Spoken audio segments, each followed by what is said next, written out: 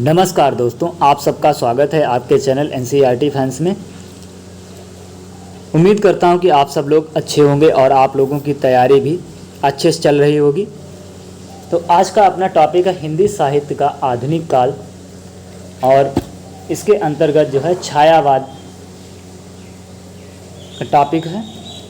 तो आज जो है छायावाद से संबंधित अति महत्वपूर्ण प्रश्न करेंगे जो अभी तक परीक्षा उपयोगी दृष्टि से बहुत महत्वपूर्ण है। तो अगर एक छोटी सी आप लोगों से रिक्वेस्ट करना चाहता हूं, अगर आप लोगों ने अभी तक हमारे चैनल एनसीईआरटी फैंस को सब्सक्राइब ना किया हो तो सब्सक्राइब कर लें और अपने मित्रों तक इस वीडियो को शेयर और लाइक ज़रूर करें। तो शुरू करते हैं। आचार्य रामचंद्र शुक्ल के अनुसार छायावाद का प्रारंभ जो है कब से हुआ है? आचार्य रामचंद्र शुक्ल के अनुसार छायावाद का प्रारंभ जो है कब से हुआ है? 1918 ईस्वी से इन्होंने माना है। द्विवेदी युग की किस काव्य प्रवृत्ति की प्रतिक्रिया स्वरूप छायावाद का उदय हुआ? किस काव्य प्रतिक्रिया के स्वरूप हुआ है? इतिवृत्तात्मकता के स्वरूप, इतिवृत्तात्मकता। अगला प्रश्न है, जूही की कली के रचनाकार कौन है? जूही की कली जो है इसके रचनाकार कौन है? जूही की कली के रचनाकार सूर्यकांत त्रिपाठी निराला जी हैं। अगला प्रश्न है, छायावाद को स्वच्छंदतावाद किसने कहा है? छायावाद को जो है स्वच्छंदतावाद जो है नंद दुलारे वाजपेयी जी ने कहा है। छायावाद को स्वच्छंदतावाद जो है नंद दुलारे वाजपेयी ने कहा है। अगला प्रश्न है,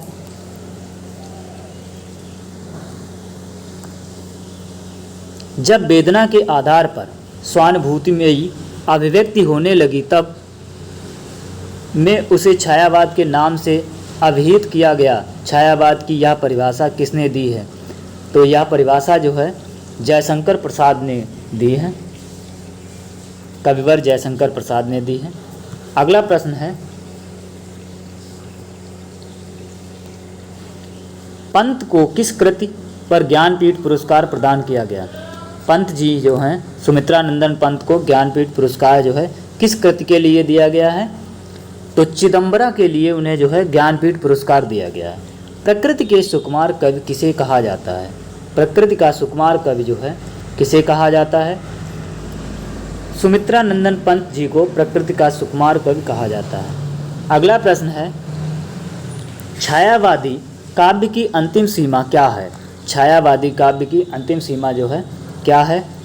तो छायावादी काव्य की अंतिम सीमा 1936 ईस्वी है।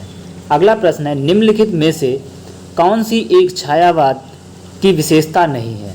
निम्न में से कौन सी एक छायावाद की विशेषता नहीं है? हास्य व्यंग्य। हास्य व्यंग्य जो है छायावाद की एक विशेषता नहीं है। नारी भावना है, सौंदर्य चित्रण है, श्रृंगार निरूपण है और हास्य व्यंग्य जो है इसकी विशेषता नहीं है। अगला प्रश्न है, छायावाद को रहस्यवाद की सौंदर्यमयी व्यंजना किसने कहा? छायावाद को जो है रहस्यवाद की सौंदर्यमयी व्यंजना किसने कहा है? तो जो है जयशंकर प्रसाद जी ने कहा है इसे। अगला प्रश्न है, आधुनिक मीरा किसे कहते हैं? आधुनिक मीरा जो है महादेवी वर्मा जी को कहते हैं। अगला प्रश्न है, यामा किसकी रचना है? यामा जो है किसकी रचना है? यामा जो है महादेवी वर्मा जी की रचना है। अगला प्रश्न है, अपरा किसकी रचना है? अपरा जो है किसकी रचना है? सूर्यकांत त्रिपाठी निराला जी की है। अपरा जो है सूर्यकांत त्रिपाठी निराला जी की है। निम्नलिखित में कौन सा विरह काव्य है? जो है विरह काव्य कौन सा है? आंसू जो है विरह काव्य है। अगला प्रश्न है, महाराणा का महत्व रचना किस लेखक की है? महाराणा का महत्व जो है रचना जयशंकर प्रसाद जी की है। अगला प्रश्न है, जयशंकर प्रसाद की रचना कामायनी में कितने सर्ग हैं? जयशंकर प्रसाद जी की जो कामायनी है उसमें 15 सर्ग हैं। अगला प्रश्न है, राम की शक्ति पूजा कविता किस काव्य में संकलित है? राम की शक्ति पूजा जो है कविता किस काव्य में संकलित है? अनामिका में संकलित है। अगला प्रश्न है,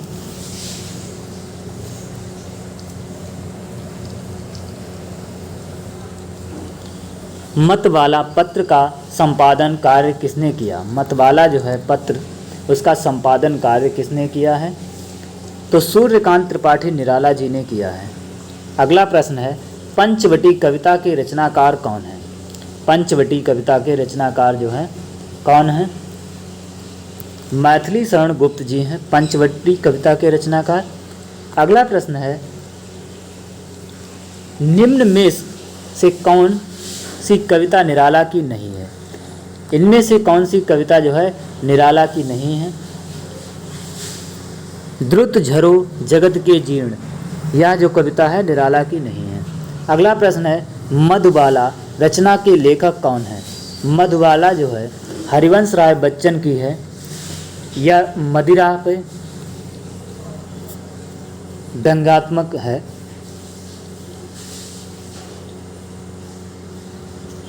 अगला प्रश्न है, छायावादी काव्य चतुष्ट में कौन सा एक नहीं है?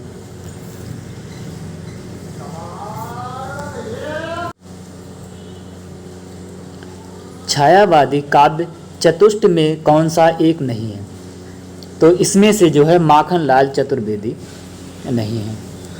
इस प्रश्न का सही ऑप्शन होगा माखनलाल चतुर्वेदी। अगला प्रश्न है, कौन सा एक छायावादी काव्य चतुष्ट में आता है? तो इनमें से कौन सा छायावादी काव्य चतुष्ट में आता है? तो इस प्रश्न का आपका सुमित्रा नंदन पंत जी। सुमित्रा नंदन पंत का पहला काव्य संकलन कौन सा है? सुमित्रा नंदन पंत जी का जो है पहला काव्य संकलन है उच्छ्वास। अगला प्रश्न है, निम्न में से कौन सी कविता सुमित्रा नंदन पंत की नहीं है? इसमें से जो है कौन सी कविता सुमित्रा नंदन पंत की नहीं है? जूही की कली जो है सुमित्रा नंदन पंत की नहीं है। अगला प्रश्न है, जयशंकर प्रसाद की किस रचना में सर्वप्रथम छायावादी प्रवृत्तियों के दर्शन होते हैं? जो है झरना में छायावादी प्रवृत्तियों के दर्शन होते हैं। महादेवी वर्मा को अपनी किस रचना पर ज्ञानपीठ पुरस्कार मिला?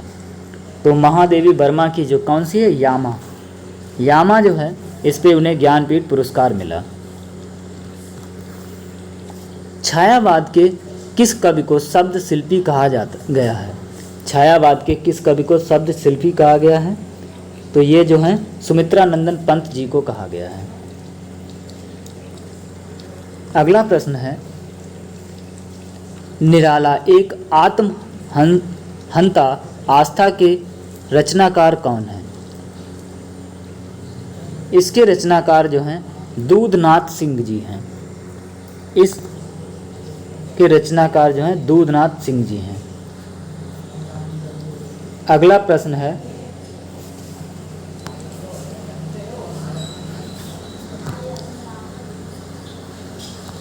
बापू कविता